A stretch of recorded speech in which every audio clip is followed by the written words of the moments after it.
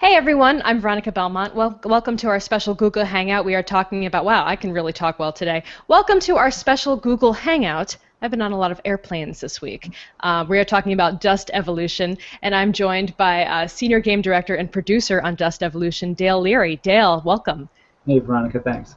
So, many people who are familiar with the world of Dust, they want to compare it to a traditional RTS style game, but how is Dust Evolution going to be different from that?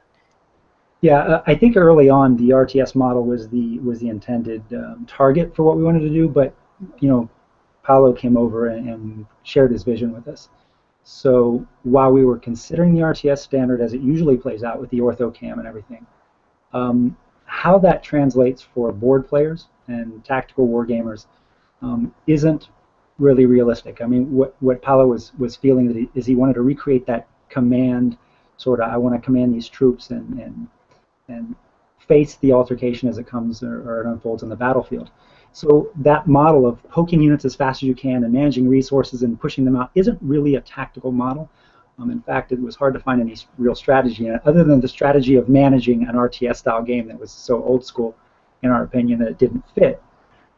So, and we're catching a lot of this in the industry as well, because an RTS is defined by being a real-time strategy game, but the camera system itself sort of has become entrenched in the way you think about an RTS with the resource management and everything else. So our RTS is different in the sense that we have almost notably no similarities to a traditional RTS. The camera system is different, the way you control your troops is different, communications is different, but that we feel is going to bring a much more compelling gameplay experience for the player. So will there be anything recognizable if you're a fan of like Age of Empires or StarCraft or something like that? Is it going to be completely different from that style of gameplay, or is it more visually different and not too different on the actual mechanic side? Completely different. It's in fact, it probably harkens a little bit more to what you would feel when playing an MMO, because you begin in a certain level, and then as your platoon grows and you become a company, and then later a battalion, and it gets a little bit complicated later, and I don't want to, lead too much in there. But as your company develops or your level goes up, so do your troops. It's basically, think of it like your gear on your armor in an MMO. So you get better, you can get better gear, and then your gear can be improved. We're definitely going to talk more about gear later in the Hangout for sure, because I have a lot of questions about that. But I'd love for you to be able to walk me through like the first moments of the game, because that always says a lot about what kind of game it's going to be, what the feel of the game is going to be. So can you explain like how that works and what it looks like from the player's perspective? Sure, and that involves us describing the game specifically. So it'll play first person. And we have some areas where you'll be moving back and forth with the way the camera works, but we're planning on the experience to be first person. How you interact and jump from unit to unit is what we haven't worked out with. We've gotten a lot of feedback of, hey, can you guys show us screenshots? And that's the difficult part, is that the way we handle this and the way you're moving with your platoon needs to be fully vetted before we start working out the gameplay model. So in our story and our mechanics, we have all players beginning on the shores of the Antarctic. So you come in, you've got a base commander you have to report to, and you do a couple of skirmish missions where you're sent out and you do some easy collect and return type stuff just to get them through that basic how do I control my units thing. And then from that point on, they'll be moving with their platoon and then later company as they rank up into either the single player online offline mode or into the multiplayer, which is sort of well, if I say PvP, people are going to get the wrong idea, but it's sort of like the PvP section in the center of Antarctic. It's a very big area, so there'll be a sort of a carved out place for first-person players where they can move their using our troop transport system. They can move their platoon from one location to another, either for PvP play or by themselves. Gotcha. Yeah, it is kind of hard to imagine without actually being able to see what this kind of thing would look like, because I can't really tie it back to any other game that at least I've played regularly, because we're getting kind of elements of like real-time strategy, but then we're also getting elements of like first-person style gameplay, like action-adventure type stuff. Yeah, I think if I had to give you a tease, I would say that there's a certain immersion you got with Call of Duty. I believe, I don't know, I think it might have been the first one where they did the D-Day when you were on the shores of Normandy. And you thought you were thrust into that moment where the bullets were whizzing by. we want that kind of immersion. So imagine that first-person Call of Duty feel, but you're with your platoon and you're seeing these giant walkers next to you. So it's very, very visceral. We like that feeling. But at the same time, we don't just want it to be a charge in and have your clash of like you would in a first-person shooter. It has to be managed. You have to sit back and you have to command. So you have to listen to your comms. You have to hear what's coming in on the radio and make choices. So the interface will change based on the decisions you have to make. I could say, can I talk about a Pip-Boy? That's another property, but everyone knows. Fine by me. Everybody knows what a Pip-Boy is, but I mean, we even thought about jumping from unit to unit using a Pip-Boy type interface, where it allows you to jump and see a point of view before making a decision. Yeah, so is it like, I'm wondering now what the decision tree looks like, because there's so many different HUD styles that you can do in a game like this, from something like a Pip-Boy to something like what's that? What's the space game? Why can't I think of the space game? Darn it! With Isaac, and everyone out there is screaming at me and trying to think what the game is. I was too scared to ever play it. Dead Space. Dead Space came into my brain. Very, very different GUI, actually. Yeah. Yes, they've got like a very different kind of style of running through the interface and making decisions for your character. So I'm trying to visualize what you guys have planned, but of course that's well, first off, it's the difficulties of battle isn't coming up with a strategy. It's actually dealing with change. So you have an op order. You make your mission at the beginning. You know what you're going to do, and you move in, but nothing rarely goes as planned. And in military speak, you have a frago. As soon as there's a tick that's unexpected, or if there's a tick at some point you're going to have troops in contact, you have to go into a frago, which is a fragmentation order. So basically for us, we have to remodel what a commander has to do in the battlefield, or in the battle situation, and model that in the game. So the GUI will have to respond to, hey, you have an artillery strike planned for point X, but while you're moving down this ravine, you look to your left and you're being flanked, and here comes some tanks over the side. So you have to quickly make a call, if you have comms, back to your long-range artillery, and try to lock in coordinates and have all that. And then the level and rank of your men within your platoon will dictate how fast you can make that call and change. Is a troop already engaged? Is there a tick forward to your position, and somebody that you're playing with is already encumbered, can't get back to help you? All those things make it very, very challenging, because you're dealing with real-time problems in the middle of stuff blowing up all around you. So that's what we're trying to model. So that'd be that first-person kind of perspective. Yeah. So you're saying as your units kind of level up, they actually respond to your commands more quickly, because they have been trained. They know what to do when you start giving them commands. Is that kind of what you're getting at? That's right. Actually, you're going to level your crew.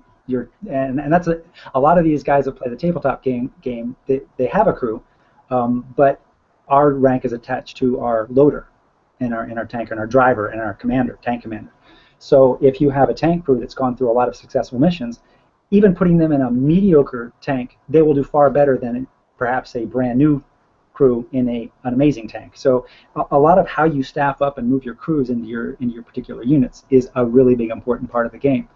Loaders can load loaders can load a Tiger tank in 11 seconds, but a veteran loader can do it in 8.5. So he's going to get that round off faster than an anti-tank gun could, and that's the stuff we want to recreate from the World War II era, and make it true to both Paulo's vision for how technology was changing, and that's a problem, because we're also compressing history. You'll see tanks that weren't supposed to come out until 1959 sort of entering Paulo's world in 49, 10 years earlier, because you have to make the assumption that, well, they've made so much progression in technology that these tanks will become available.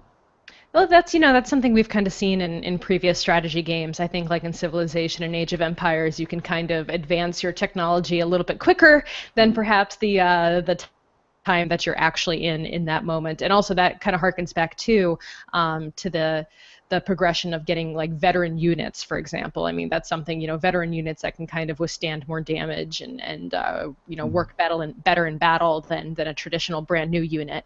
So there's some similarities there, but it sounds like there's a lot more that goes into creating these more advanced, leveled up units at your control. What happens if one of your units is destroyed? I love it, because I was going to jump back, and you talked about ballistics there for a second when you said veteran units can get hit a little bit more. In this case, they wouldn't be able to. Veteran units will be able to, hopefully your veteran unit doesn't get hit first, but you know, Otto Carius is a tank ace from World War II, and he writes that, you know, you have a line of tanks and an anti-tank shot is, or anti-tank cannon is hidden in the trees. Takes out one of your tanks in line, you basically are trying to locate him before the second round goes off, because a dead hit on a tank from an anti-tank gun does devastating damage. So we're not going to. Plus, we have to worry about gamifications. I don't want everyone to think this is going to be so realistic that you're going to get decimated in minutes. But it's really important that we do have an accurate ballistic model. So unit loss is going to be expected. What you don't want to have is crew loss. So we'll have different modes of damage. So, you know, when stuff starts to happen, everyone responds.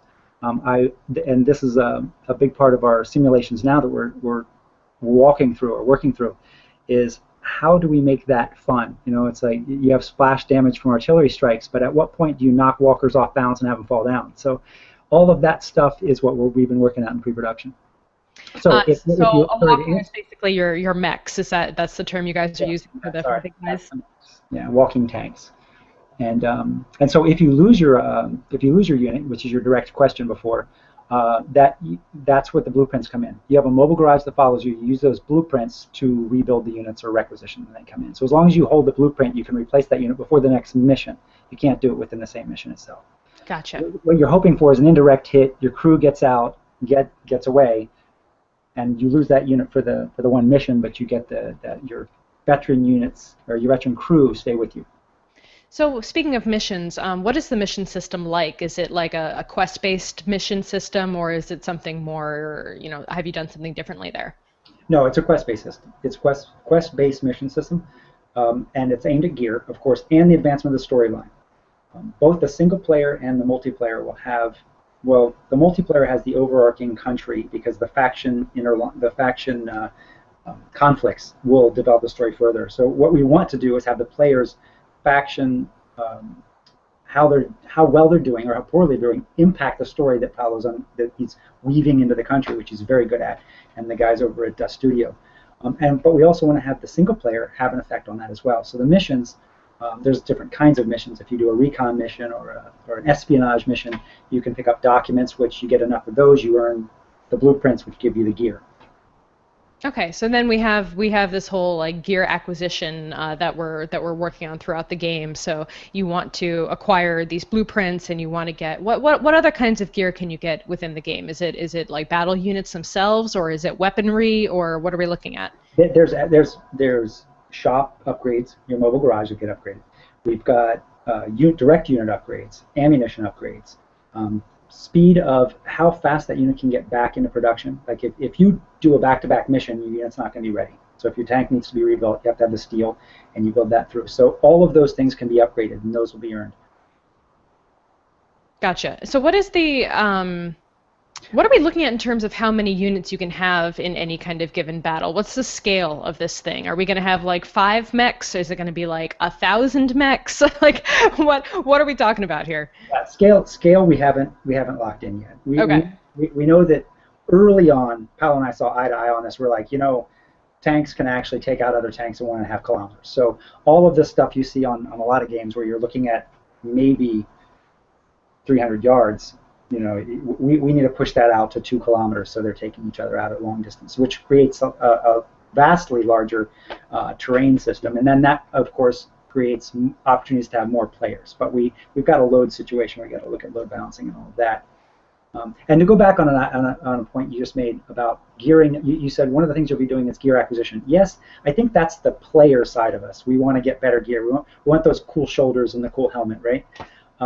So we're going to want the cooler walkers, but it's also about your own rank. So you've got to successfully do these missions and get ranked up, because you can't get a certain grade of tank until you have the rank to have that in your company. No one's just going to give this green, you know, first sergeant a massive super tank and say, here, go run your mission. So that's something like the MMO. Again, you're going to come up through it, get to the rank, you can have that big helmet and get to wear it. Yeah, so if you get a great piece of armor in the single player mode, or when you're doing your single player stuff, is that going to translate over into multiplayer? Can you use gear across those different play styles? Absolutely, yeah. That's very important. That wherever you've gotten your platoon to, you're going to naturally want to take missions because we're not going to be doing the basic experience level. You're going to take missions that are at your rank, and you're going to successfully complete them. It's not like you're going to run around and collect experience points. Mm-hmm. So doing easy missions aren't going to help you because they're not going to be assigned to you. So when you go to your base commander and say, "Hey, I'm at the front," and like a multiplayer mission, basically, the missions that will be given to you are going to be according to your rank. You have this skill level, so you should be accomplishing this for us. And you go out and you do that, and you find documents, and so that is very important that you take the platoon with you when you get to the multiplayer, and you go back again. Gotcha. We actually have a question from the audience from Will-Eyed Oni. He says, will it have a single-player mode? And I think we kind of touched on that a little bit, but I was curious myself how kind of extensive the single-player campaign system will be, or is it really just kind of either is it MMO style where you can play on your own, you may not run into any people, but then there are actually other people around the world with you? That's a big part of our team commitment is. But first off, Paolo's a single player, and he right off he was like, I want offline mode. I want offline mode. I want to be able to play at the airport because, like you, he's always on an airplane. But absolutely, in fact, to me, one of the best parts of a game is sometimes just getting up on a Saturday morning, and I don't want to deal with other people, but I still want the fun stuff. And you see these guys run by in the great gear in the MMOs, and you're like, I really want that gear, but I've got to be in a group of 20 people to get it. And I could never get invited because I don't play enough to get invited. So we're making a very strong point in our single mission system of having, our single player system of missions, of having the ability to go down an entire path and work really, really hard, and you get that unit that everyone else gets for the same amount of work somewhere else. Nobody's disadvantaged. And that single player mode has to be as rewarding as the multiplayer, or we wouldn't have embarked on that as an option. I really think that Paolo bringing the story together is important for us. The guys over there are fantastic, by the way. Paolo's just a dream to work with. But the single-player mission is about getting to a particular rank of major. And then at that point, the game would then go on to either version 2 or another game. And what you would eventually do in the multiplayer is very, very similar. So even if you finish the single player and you move over, you just take that rank with you and you can keep building on it. And by that point, we'll have DOCs that take you past the rank of major and push you forward. So. Is that almost too much of a level playing field? It feels like it's almost too even. I guess maybe I'm just coming from the MMO world where, you're constantly striving to have the best stuff and be better than the next guy and be more overpowered than the next mage and whatever else you're trying to achieve in that certain farming rep or whatever. I got it. I think that a lot of games, Veronica, you decide how you want to play. They say that. In a very new, a great game that just came out recently. It's been out now about 6 months. Said that as well. It was an MMO. You can play any way you like, and we have something for you. But you really don't. You get at some point you say, I can't get there that fast because I'm not a multiplayer. That single player is always punished. And I love multiplayer as well. There's value in it. I just think that if you think about it well enough and you plan your missions correctly, you can get the same thing. You can get that rush that you get from watching a lot of people playing by yourself. Because maybe a guy wants to do a bunch of recon missions and collect those documents. That's the way he likes to play, so he gets the great gear that way. I don't think it levels the playing field to the point where it takes the fun away. It just allows options. And if you can go back and forth, you can find what's right for you and enjoy it. All right, fair enough. I buy that. So unit-wise, can you trade units? Can you share with your friends? Can you do stuff like that in the game? No, we early on. First we have this. We have currency for purchase, and you'll probably want to dive into that because you see it around on the internet being talked about. But no, to control farming and driving up the cost of units and having all that imbalance, you can't. That's the one thing you can't do, or you would never be able to protect the players against that occurring. Okay, so you did mention currency. Is that a microtransactions kind of thing, or is that in-game currency? What are you referring to there? That's in-game currency, not microtransactions. This is not the the clans, the Not clan Team model. Fortress. Yeah, it's not that model, and it's not a pay to play or pay to win. We there's a there are people out there that don't have as much time as everyone else, right? So we got to deal with it. You and I are on the plane, on planes a lot, or moving around a lot, very busy, but we love to play. We wanted to give those people an option to be able to do things, but not buy the gear. You should still have to put in the time playing the game. You should still have to have good strategy. You can't do anything on a battlefield that money can buy that makes you better than someone else. You just can't. Since you can't get the gear, it doesn't make you a better strategist, or tactician. So you have to make the decision on the battlefield. If you lose, you lose. But what we did do, we saw two benefits to allowing people to buy currency. The first is it creates a value system. So it actually has real world value. So you know that we're tracking steel as it travels across the environment or Antarctic economic system, and it has a true value that you can track. We also realize that once we pin it at a real monetary value, then we can drive up and down other factions. So if you start to do well in one faction, steel prices will raise. If you're doing well, steel prices will raise in the other factions because you're in control of the steel flow. And this can get very, very complicated, but we thought that the injection of real money gave it a hard value where a person could say, oh, I know that that's worth a lot, for one. And then second, the only thing you can really buy with your money is is used to fight. So you can buy steel, you can buy fuel, water, and the things you need. It doesn't help you on the battlefield. It helps you play more if you'd like. It can give you an edge, I guess, if you were to say that if you buy a whole bunch of it, you can play a lot and get better. You could say that. And there'll be some things you can get, but some things will be allowed purchase through, like the war bonds, which we could talk about if you'd like, could give you gear, but none of that gear will ever be as good as what you can earn in gameplay. So there's a whole separate economic system going on inside this game as well. There's like supplies, like supply and demand, it sounds like. Is there like a stock market effectively? Yes, basically.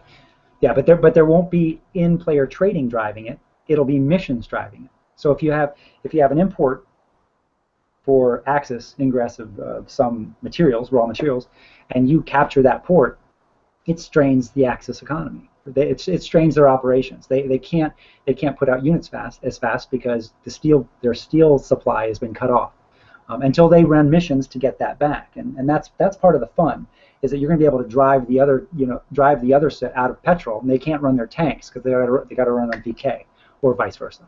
So you could basically like tank the other faction's economy basically and make them go broke?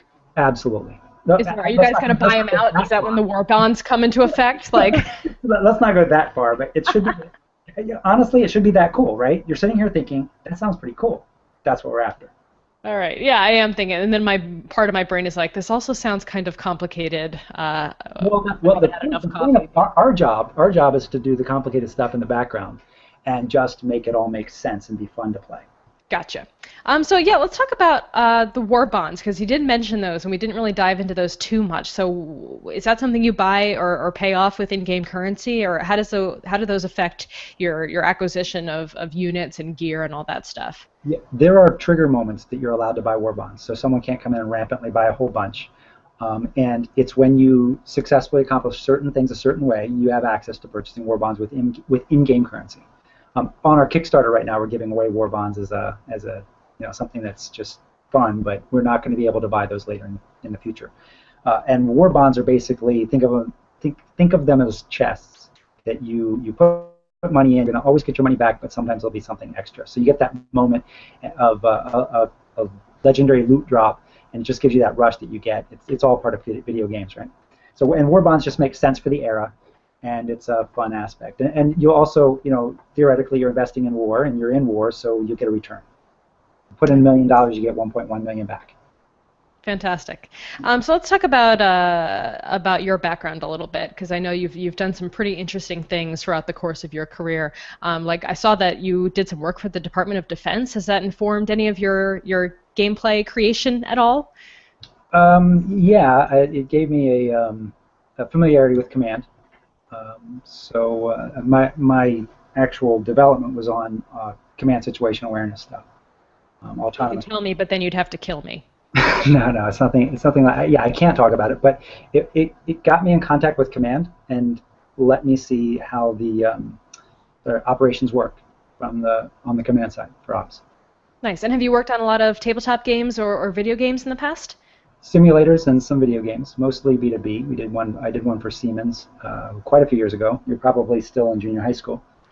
Uh, and it was that was probably the hardest project I've ever. Well, aside from the defense, that was probably the hardest project I ever did. Nice. And we have another question from the audience. Ronald Minch wants to know, will we see Veronica in the game or doing a commercial for the game? You tell me. Ronald, if you want it, we can see if we can make it happen somehow. We'll see. We'll put the notice out there. Well, Dale, thank you so much for hanging out with me on this Google Hangout today. And so people can follow the game at twitter.com/Dust.Evolution, and there's the Kickstarter, of course, which I'll link to on the YouTube video description if people want to support the game and follow its progress. Is there anything else you wanted to add before we go? Nope. Nope. That sounds great. All right, Dale, thank you very much, and we'll see you guys over on the Kickstarter. Thank you. Good to go. Bye.